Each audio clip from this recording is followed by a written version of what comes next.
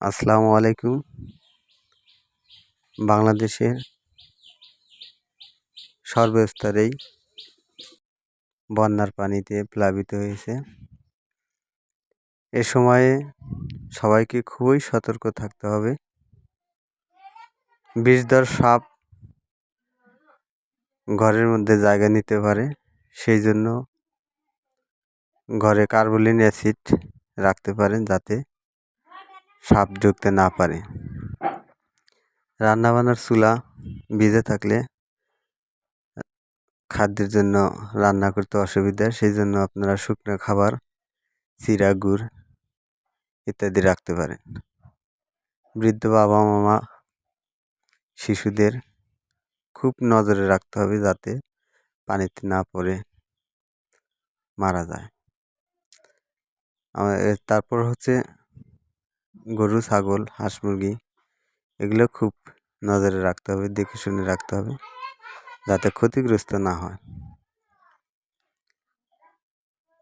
আর অন্য কোথাও যদি উঁচু স্থান থাকে, যদি বেশিরভাগ ক্ষতি হয়, সেক্ষেত্রে উঁচু স্থানে গরু ছাগল নিয়ে আপনারা নিরাপদে আশ্রয় কেন্দ্রে যেতে পারেন। জ্বালা রে জ্বালা, অন্তরে জ্বালা, এত উন্নয়ন, এত ফ্লাইওভার, এত আন্ডারপাস, ঢাকায় মেট্রো রেল, এলিভেটেড এক্সপ্রেসওয়ে, চট্টগ্রামে বঙ্গবন্ধু টানে, আর কি চা। আমি মোহাম্মদ শহীদ বন্যার উদ্দেশ্যে দুটি কথা বললাম, ত্রুটি মার্জনীয়।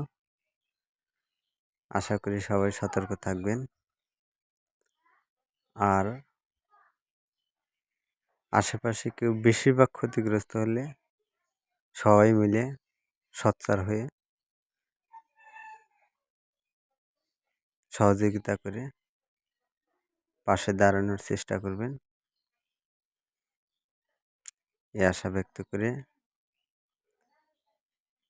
শেষ করছি।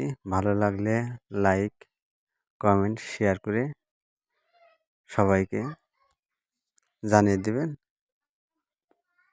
আল্লাহ হাফেজ।